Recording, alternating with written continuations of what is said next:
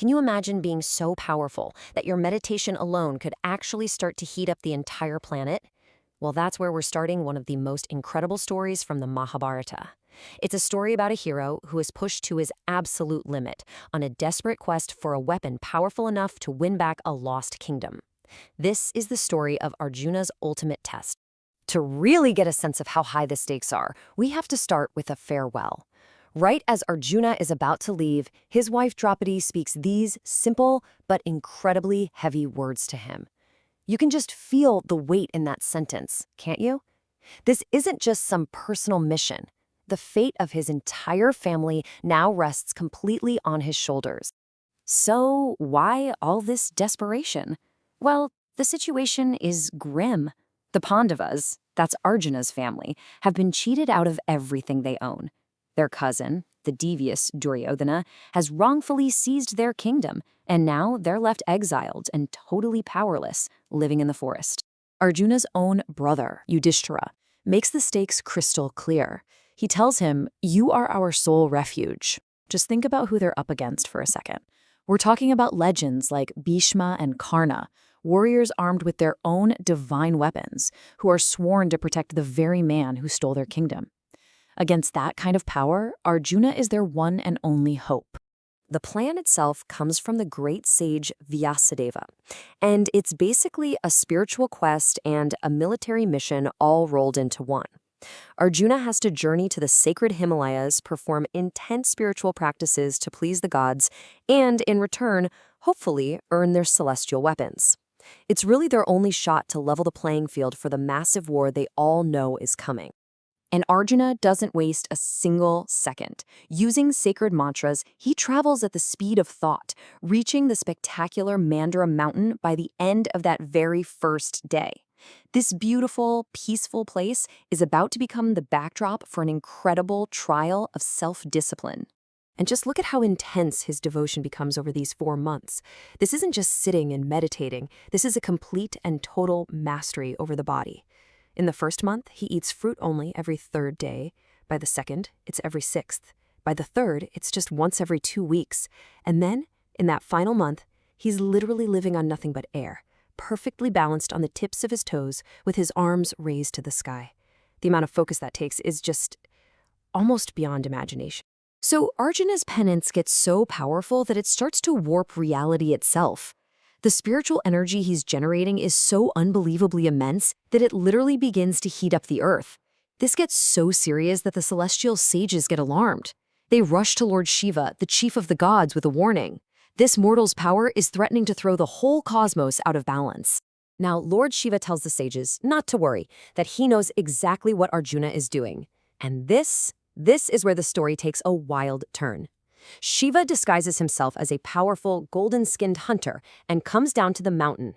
At that exact same moment, a massive demon, disguised as a wild boar, comes charging straight for the meditating Arjuna. Both Arjuna and the mysterious hunter react in an instant. They both draw their bows, fire their arrows at the exact same time, and both arrows slam into the boar, killing it.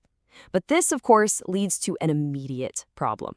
The hunter yells, "Stop! That boar was mine! I saw him first!" And just like that, the stage is set for a massive showdown.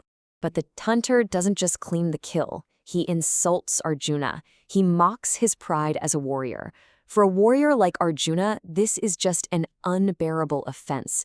His fury is ignited, and he attacks, absolutely determined to punish this stranger. An epic battle begins. So Arjuna unleashes a storm of arrows from his legendary bow, the Gandiva. Now, this is a weapon famous across the worlds for its power. No ordinary person could ever withstand it. But to Arjuna's complete and utter shock, the hunter just stands there, smiling, as the arrows just bounce right off of him, totally harmless. And then the impossible happens. Arjuna's quivers, which are magical and are never ever supposed to run out of arrows, are suddenly empty. He's fired thousands of celestial arrows, and this being has just absorbed them all. Can you imagine his disbelief? This is the exact moment Arjuna realizes he's not fighting any ordinary hunter. But Arjuna, being Arjuna, doesn't give up. He switches to pure brute force. He swings his massive bow like a club, and the hunter just snatches it away from him. He slashes with his sword and it shatters against the hunter's head. He throws giant rocks, uproots trees and hurls them. He even gets into a brutal fist fight, and nothing works. He cannot leave a single scratch on this impossible foe. Finally, exhausted, beaten, and completely dazed, Arjuna stops. And in that moment of defeat, a new kind of understanding starts to dawn on him. He begins to suspect who this opponent really is. No god, no demon he had ever heard of could have this kind of power. There's only one possibility. So what does he do? He completely changes his strategy. He stops fighting, backs away, and quickly makes a small idol of Lord Shiva out of the earth. And right there, in this moment of total defeat, he begins to worship it, offering flowers as a sign of his unwavering devotion. As Arjuna places flowers on that little clay idol, he looks up, and he sees those very same flowers appearing on the head of the hunter. And in that one beautiful, profound moment, he knows, he gets it. He hasn't been fighting some random hunter. He's been fighting the very god he came here to worship, Lord Shiva himself. Arjuna immediately falls at the hunter's feet. And Lord Shiva, so pleased with his courage, his patience, and his incredible devotion, reveals his true, magnificent divine form. The test is finally over, and Arjuna has passed.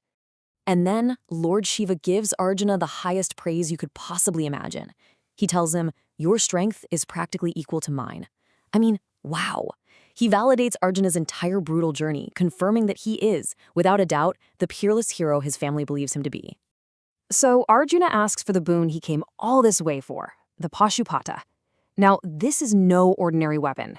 This is Lord Shiva's personal, irresistible astra. It can be fired from the mind, the eyes, or a bow, and it's so incredibly powerful it's capable of destroying the entire universe. This is, quite literally, the ultimate weapon. Shiva grants him the weapon, but he gives him a very serious warning. He says it must never, ever be used against lesser enemies, because just a single misuse could annihilate all of creation. Arjuna's quest is complete, but his burden is now heavier than ever before. He has the power to save his kingdom, but now he also holds the power to unmake the world. So, what does a hero do with that kind of choice? What an incredible story about how the greatest challenges can forge the greatest strength. Thank you so much for joining us to explore this powerful chapter from the Mahabharata. Gyan Kosh is a multilingual channel where we share spiritual wisdom in English, Hindi, Marathi, Tamil, and Bengali, and we've got more major languages coming very soon. Our goal is to bring you the timeless treasures of Sanatan Dharma in a way that's simple, clear, and meaningful. On our channel, you're going to find daily videos on sacred texts like the Srimad Bhagavatam, Bhagavad Gita, Mahabharata, and many more, all available in multiple languages. If you find our content valuable, please subscribe to Gyan Kosh so you'll get notified about our daily videos. And of course, don't forget to like, share, and spread this divine knowledge with your family, your friends, and your community. Let's together keep the light of Sanatan Dharma shining bright.